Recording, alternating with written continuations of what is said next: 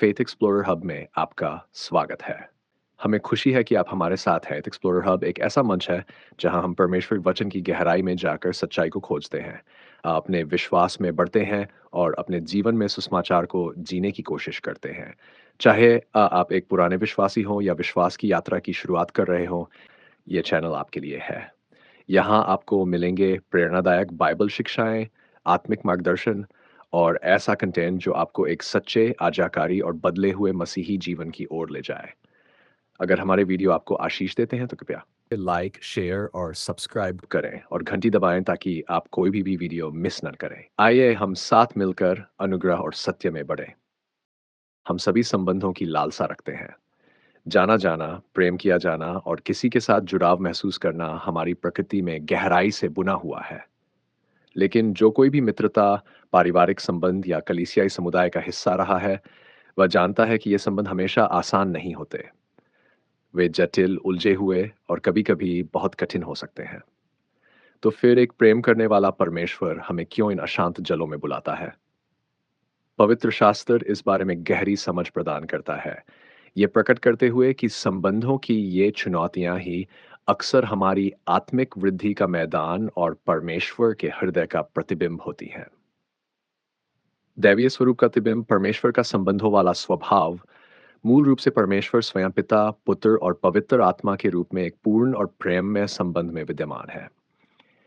इफिसियों 5:2 में लिखा है, इसलिए प्रिय बच्चों के समान परमेश्वर के अनुकरणकर्ता बनो और प्रेम में चलो, जैसा मसीह ने भी तुमसे प्रेम किया और हमारे लिए अपने आप को परमेश्वर के लिए सुखदायक सुगंध के रूप में बलिदान कर दिया। जब परमेश्वर हमें संबंधों में बुलाता है, तो वह हमें अपने ही स्वरूप की नकल करने के लिए आमंत्रित करता है। प्रेम, जो कि परमेश्वर का सार है, यूहन्ना 8, सबसे गहरा और समृद्ध अनुभव संबंधों के संदर्भ में ही पाता है। जैसे मसीह का प्रेम हमारे लिए सक्रिय और बलिदानात्मक था, वैसे ही हमारे संबंध भी वह स्थान है जहां हम उसी तरह निस्वार्थ प्रेम करना सीखते हैं। संबंधों के लिए बनाया गया हमारा अंतर्निहित स्वभाव, शुरुआत से ही परमेश्वर ने कहा, आदमी का अकेला रहना अच्छा नहीं है। ईडन की आदर्श अवस्था में भी संगति की आवश्यकता स्पष्ट थी। हम परमेश्वर के स्वरूप में बनाए गए हैं, जो संबंध, संवाद और प्रेम की क्षमता को भी दर्शाता है। अकेलापन हमारे मूल निर्माण के विरुद्ध है। परमेश्वर हमें समुदाय में इसलिए बुलाता है क्योंकि यही वह ढांचा है जिसमें हम फलते फूलते हैं। संघर्ष की भट्टी। संघर्षों के माध्यम से शुद्धिकरण, अक्सर संबंधों में होने वाला घर्षण ही वह स्थान होता है जहां हमारा असली स्वभाव उजागर होता है और परखा जाता है। रोमियो 12:9 कहता है, प्रेम कपट रहित हो, बुराई से घृणा करो, भलाई से चिपके रहो। जब हम इस प्रकार के सच्चे प्रेम को मतभेदों, अपेक्षाओं की पूर्ति न होने या टकराव के बीच जीने की कोशिश करते हैं, तो हमें अपने स्वार्थ, अधीरता और क्षमा न कर पाने के स्वभाव का सामना करना पड़ता है। इन्हीं संघर्षों को पार करना, अनुग्रह प्रदान करना और मेल मिलाप की कोशिश करना हमें मसीह के समान बनने की यात्रा में आगे बढ़ाते हैं। संबंध हमारी आत्मा के परीक्षण और प्रेम की गहराई के विस्तार की भट्टी बन जाते हैं। एक दूसरे के बोझ उठाना, समुदाय की शक्ति। परमेश्वर कभी नहीं चाहता कि हम जीवन की चुनौतियों को अकेले झेलें। स्वस्थ संबंध हमें सहारा, उत्साह और जवाबदेही का एक महत्वपूर्ण जाल प्रदान करते हैं। गलातियों 6:4 में लिखा है, एक दूसरे के भार उठाओ और इस प्रकार मसीह की व्यवस्था को पूरी करो। समुदाय में हम एक दूसरे की मदद करते हैं, दुख में सहानुभूति दिखाते हैं और एक दूसरे को प्रेम और अच्छे कामों के लिए उभारते हैं। यह सहयोग का ताना बाना परमेश्वर की करुणा का ही प्रतिबिंब है। दुनिया के लिए एक गवाही।